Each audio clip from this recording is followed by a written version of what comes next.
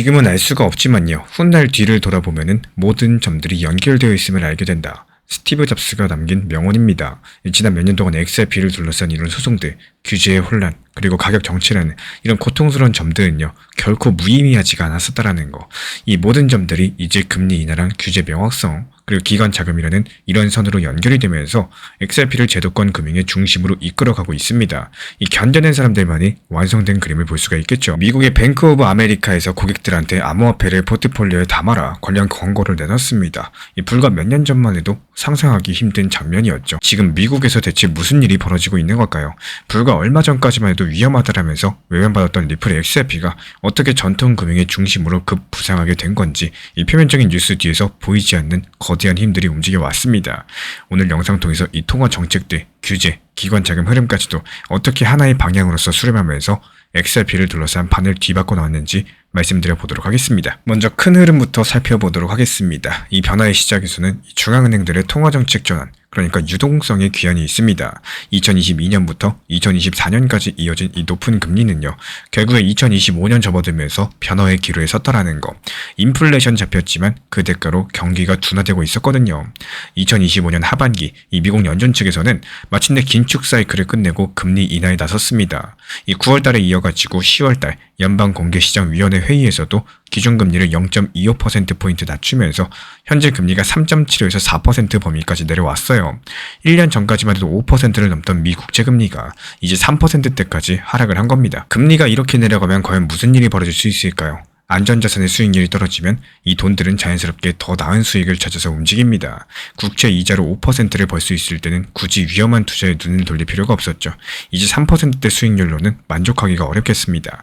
결국에 더 높은 수익을 찾아서 위험자산으로 자금이 흐르기 시작을 했다는 거고, 실제로 2025년 4분기 들어서 비트코인과 XRP를 포함한 암호자산 시장으로서 시장 자금 유입이 눈에 가속화되고 있습니다. 이 금리 인하로 인해 가지고 주택담보대출 금리도 떨어지면서 가계에는 여유 자금이 생겼고, 이 중에 일부가 투자 시장으로 흘러들어온 영향도 있습니다.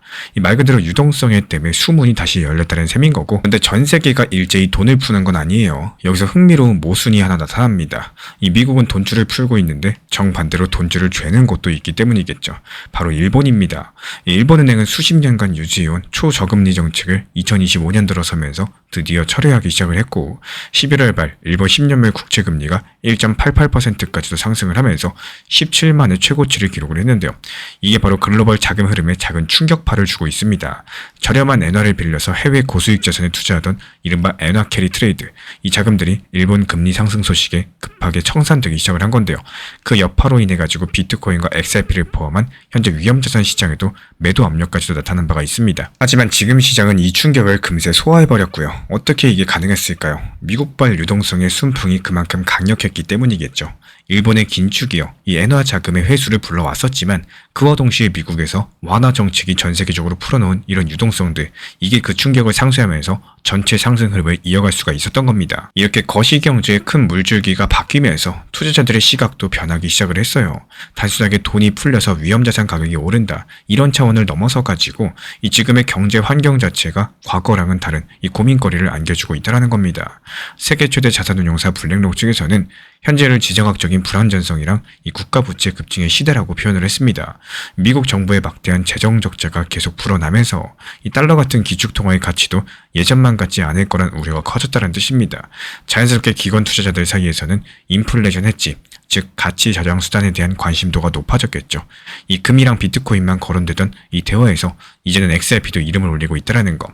다시 말씀드리면은 과거에는 기술주 취급을 받던 암호화폐가 이제는 디지털 금처럼 이 포트폴리오를 지켜줄 안전판으로 재평가받기 시작했다는 의미입니다. 그리고 이제 돈의 흐름이 암호자산 쪽으로 방향을 틀 배경은 갖춰졌습니다. 하지만 아무리 유동성이 넘쳐도 이 규제가 불투명하면요, 큰 손들은 쉽게 움직이지 못하겠죠.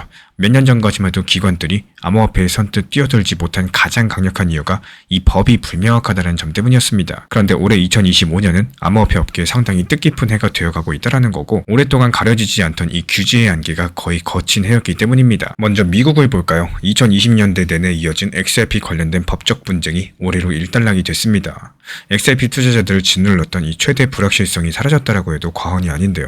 XRP가 이제 비트코인을 제외하면은 미국에서 유일하게 증권이 아닌 암호자산 지위를 공식적으로 인정받은 알트코인이 됐습니다. 그동안 규제 리스크 때문에 뒷전으로 밀렸던 XRP가 다시 주목받을 수 있는 이런 기반들이 마련이 됐다는 거고, 실제로 이렇게 법적 명확성을 바탕으로서 11월 달에는 미국 증시의 XRP 현물 ETF까지 상장되는 이런 쾌거를 이루었어요. 그리고 유럽도 빼놓을 수가 없습니다. 이 유럽연합은 지난해 말에 세계 최초로 암호자산 포괄 규제 법안 미카를 시행을 했는데요. 그로부터 1년이 지난 지금 이 시점, 유럽 시장은 규제의 예측 가능성이 오히려 시장 성장을 촉진한다는 이런 것들을 몸소 보여주고 있습니다. 과거의 테라 루나 사태처럼 소비자 피해를 부른 알고리즘 스테이블 코인은 애초에 시장에 나올 수 없도록 엄격히 차단을 했고, 이 준비금 100%를 갖춘 투명한 스테이블 코인만 살아남게 틀을 만들었습니다. 그리고 프랑스에서 라이선스를 받으면 독일과 이탈리아 같은 이 다른 회원국에서도 추가 승인 없이 영업할 수 있는 이 패스포팅 제도를 통해서 글로벌 기업들이 유럽 전역에서 쉽게 사업을 펼칠 길까지도 열렸습니다. 규제가 혁신을 옥죄는 게 아니라요, 오히려 길을 닦아주는 역할을 하기 시작을 한 겁니다. 일본도 역시 움직이고 있죠. 일본은 암호자산을 기존의 자금 결제법이 아니라 금융상품 거래법의 규율을 받는 이런 금융상품으로 취급하도록 법 개정을 준비 중에 있습니다. 이게 무슨 뜻이냐? 이제까지 암호화폐를 은행이 직접 취급하지 못했었지만요, 앞으로의 은행이 고객자산으로서 암호자산을 보유하거나 판매할 수 있게 될 수도 있다는 의미를 가지고 있어요. 그리고 또 한 가지, 일본 개인분들에게는 이 암호화폐 투자 수익의 최고 55%에 달하는 높은 세율이 적용이 되어 왔었는데, 이거를 주식과 같은 분리과세 20% 수준으로 낮추는 방안까지도 논의 중에 있습니다. 이 안전한 제도권 안에서 세금 부담까지도 줄여가면서 암호자산 시장을 키우고자 하는 움직임이 현재 일본에서 본격화되고 있다는 거예요. 결국에 2025년 현재 시점, 이 미국과 유럽, 아시아 주요 국가들의 규제 불확실성이 크게 해소가 되고, 암호화폐가 회색지대에 머물던 시대가 끝나가고요. 이제 제도권의 명확한 룰 아래서 시장이 성장할 준비를 마쳤다는 거죠. 돈줄이 풀리고 규제 장벽이 낮아졌습니다. 이제 남은 퍼즐 조각은 과연 무엇일까요? 바로 큰손들의 행동이겠죠. 과연 미국 월가는 어떻게 움직였을까요? 그 질문에 답하는 신호탄이 바로 며칠 전에 쏘아 올려졌습니다. 2025년 12월 초, 미국 2위 은행 뱅크 오브 아메리카가 자산관리 고객들한테 포트폴리오의 1에서 4%를 디지털 자산에 할당해라 관련 권고를 내놓았다는 거고, 업계에 몸담은 사람들조차도 놀랄 만한 소식이었죠. 이제 뱅크 오브 아메리카 산하의 메릴과 프라이빗뱅크 같은 여러가지 자산관리 부문에 15,000명에 달하는 재무 어드바이저들이요, 이 고객한테 먼저 암호화폐 투자를 제안할 수 있게 됐다는 거. 불과 얼마 전까지만 해도 이 비트코인은 위험해서 다루지 않다라고 하던 것이 이제는 먼저 암호화폐도 좀 담아봐라 이러면서 나서는 겁니다. 이 결정의 의미를 조금 더 구체적으로 살펴볼까요? 이 뱅크 오브 아메리카가 관리하는 고객 자산은 약 3조 달러, 우리나라 돈으로 따져봤을 때 4천조 원 정도 규모입니다. 만약에 이 중에 1% 정도만 암호화폐로 이동한다라고 가정해보죠. 이 300억 달러, 하나로 약 40조 원에 달하는 신규 매수 자금이 시장에 들어올 겁니다. 그 돈이 비트코인, 이더리움, 그리고 XRP 같은 리플 자산들을 사들이게 되면은 이 가격이 얼마나 강력한 상승 압력이 될지 불을 보듯 뻔하겠죠. 실제로 현재 미국 월가에서는요, 이 최소 포트폴리오의 1% 이상은 암호자산에 넣어라 이런 공감대가 형성된 지가 오래입니다. 이 피델리티는 평균 1에서 3%, 모건 스탠리는 2에서 4%, 세계 최대 자산운용사 블랙록조차도 포트폴리오의 1에서 2% 정도는 디지털 자산을 갖고 가야지 이 전체 위험 대비 수익률이 개선된다, 이런 분석 결과를 내놨습니다. 이 암호화폐가 이제 선택이 아니라 필수, 적어도 약간은 담고 가야 되는 자산으로 격상되었다는 게 현재 미국 월가의 컨센서스예요. 그렇기 때문에 뱅크 오브 아메리카의 이번 행보 자체가 그 흐름에 방점을 찍은 사건이다, 이렇게 볼 수가 있겠습니다. 그리고 이렇게 판이 깔리면서 암호화폐 시장에서는 특별하게 주목받는 주인공이 하나 나타났습니다. 바로 리플 XRP인데요. 이 거시경제의 순풍, 규제 명확화, 기관자금 유입이라는 세 박자가 맞아 떨어지면서 XRP가 2025년 4분기 들어서 가장 눈에 띄는 상승세를 보였는데요. 그냥 가격만 오른 게 아니라 그 밑바탕에 깔린 변화들이 더 주목할 만합니다. 현재 네트워크 자체의 성장까지도 뒷받침되어주고 있는데요. 온체인 지표를 봤을 때 리플 레저 1일 활성 지갑 숫자가 약 21,000개 선을 꾸준히 유지하고 있습니다. ETF 승인 이슈처럼 이 큰 뉴스가 있을 때마다 그 수치가 크게 뛰어오르는 패턴도 확인이 되고 있는데요. 이게 바로 신규 자금 유입이 활발하다는 신호인 거고, 1일 트랜잭션 숫자도 역시 하루 평균 80만에서 120만 건까지 역대 최고 수준을 기록 중에 있습니다. 이 단순 송금 거래만 많은 게 아니죠. 2024년 이 도입된 탈중앙화 거래소 덱스랑 포함해가지고 AMM 기능까지도 이용한 이 다양한 거래, 그리고 토큰 수업 활동까지도 리플 레저에서 전부 다 일어나고 있기 때문입니다. 과거에 리플 레저가 송금 전용만 같다는 평을 들었지만요, 이제는 디파이랑 토큰 발행까지도 전부 다 아우르는 종합금융 네트워크로 진화를 하고 있다는. 그리고 또 하나 흥미로운 점은 XRP 생태계로 유입되는 시장 자금의 지리적인 분포입니다. 여전히 전 세계에서 XRP에 대한 열기가 가장 뜨거운 것 중에 하나가 바로 한국이죠. 한국의 대표 암호화폐 거래소 업비트에서는요, 한때 XRP 거래량이 전체 거래의 29%까지도 상승하면서 이 비트코인 거래량을 앞지르기도 했습니다.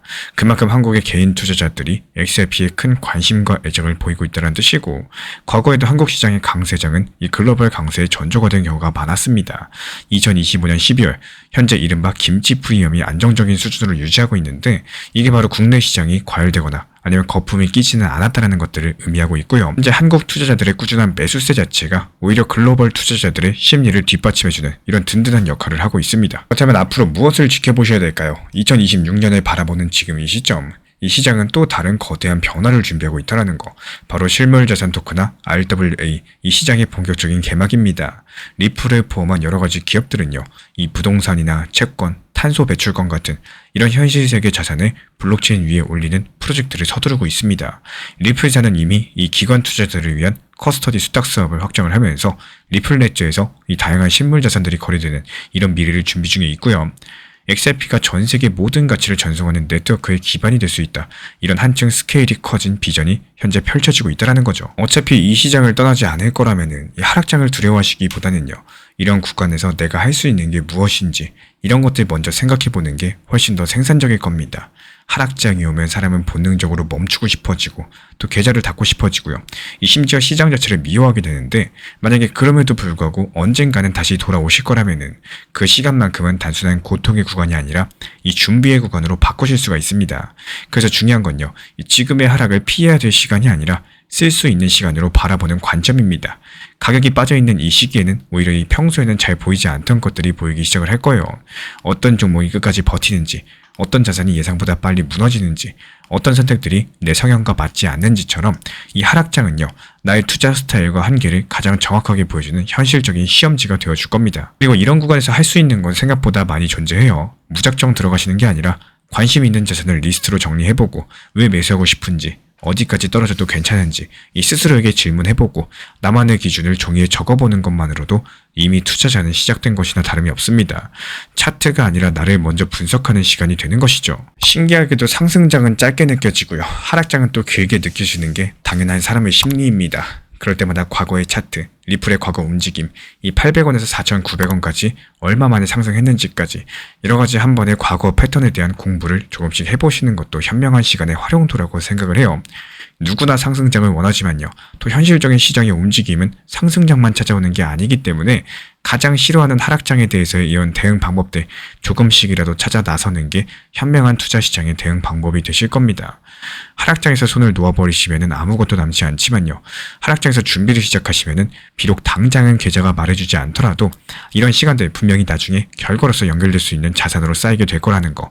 그래서 이런 시기는 기다림이 아니라 방향성을 점검하는 시간에 가깝겠습니다. 결국에 지금 시장에서 중요한 거는 상승하냐 하락하냐가 아니라 이 시간 속에서 내가 어떤 사람이 되어가고 있는지고, 그걸 알고 움직이는 사람들만이 또 다음 흐름 앞에서 덜 흔들리게 되실 겁니다. 그리고 어느 순간 알게 되실 거예요. 이 사람을 성장시킨다는 거는 상승장이 아니라 바로 이 하락장 속에서의 태도였다는 것들.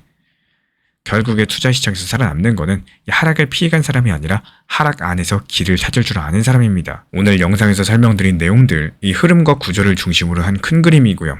하지만 실제로 매수하거나 매도할 때 좀 더 구체적인 숫자가 필요하겠죠. 예를 들어서 어느 가격대에서 멈출 가능성이 높은지, 어디서 반등이 나올 가능성이 있는지, 이 반대로 또 어디를 이탈하면 위험해지는지, 이런 실전 기준은 영상에 모두 담기 어렵기 때문에 따로 정리해두고 있습니다.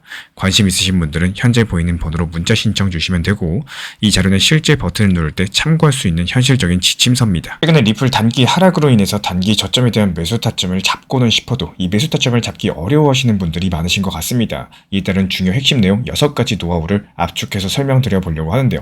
시장이 크게 흔들릴 때 이 가능성이 가장 높은 저점 리스크 완충지대였어요. 투자 전체가 경험적으로 인정하고 있는 구조적인 지지선이었다는 거고, 이 지금은 욕심보다 리듬을 지키는 게 더 중요하겠죠. 흔들리는 시장에서도 원칙을 지키는 분들이 신사 채널 정보방에서 안내드린 내용으로서 필요로 하신 분들께서는 리플 정보방 입장하셔가지고 영상 참고하셔도 좋습니다. 자세한 내용들에 대해서는 시간 관계상 정보방 입장하셔가지고 이 영상 참고하시면은 여유롭게 보시고 참고할 수 있기 때문에 신청 주시면 안내 도움 드릴 예정이고요.